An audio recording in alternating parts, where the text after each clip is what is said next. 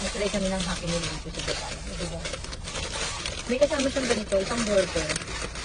Ayan. Isang burger, ganyan. Burger siya. Meron na siya, hindi may toy. Of course, random to, random toy. And then, may kasama siyang, kasi ng salad. May kasama siyang salad bowl. Ito. Ayan, ayan, oh, yung salad niya. Mixed salad siya. And then, dito ako nakasitlo.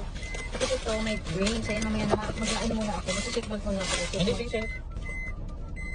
Ayan. Sa kanya kasi pinili niya is fries. Wait lang.